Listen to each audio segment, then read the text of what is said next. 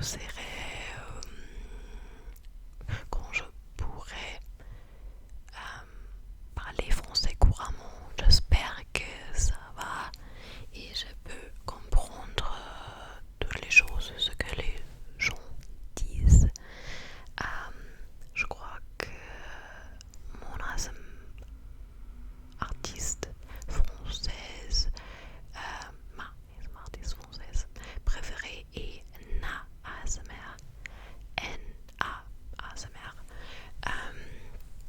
Elle est très mignonne et sa voix est très très très tingly, relaxante. Ouais. Ouais.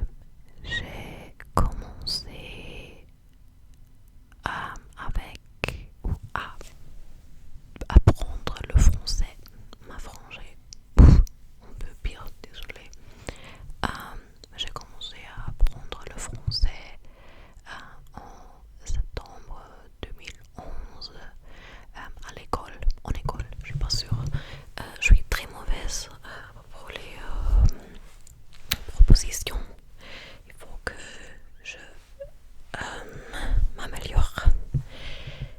Bref, ouais, je commençais en 2011 et 3 ans plus tard, j'étais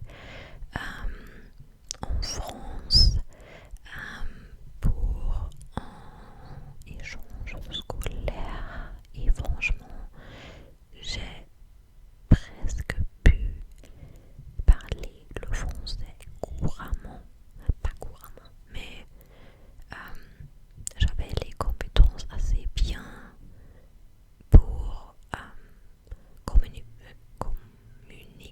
avec les gens parisiens et c'était vraiment cool. Mais après ça,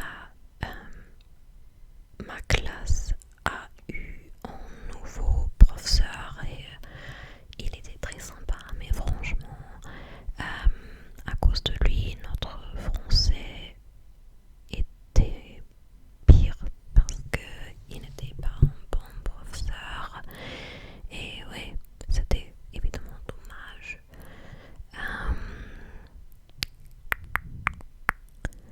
Et après mon bac en 2018, j'ai arrêté avec apprendre le français parce que j'étais bête et naïve et j'ai pensé j'ai pas besoin de cette langue. Et après quelques ans, j'étais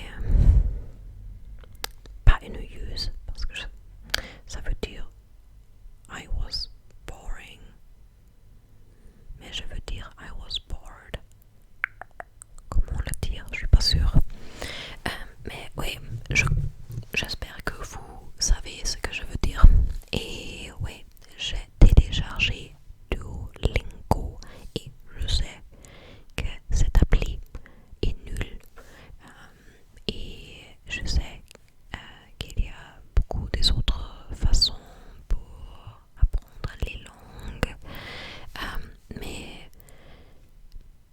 Duolingo était l'option le plus facile pour moi. Alors, et maintenant j'ai un streak de 1160 jours et I'm locked in, ok.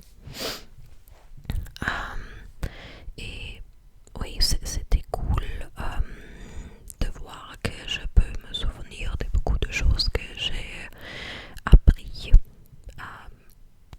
disons plus tôt, avant. Et un an plus tard, j'étais à Paris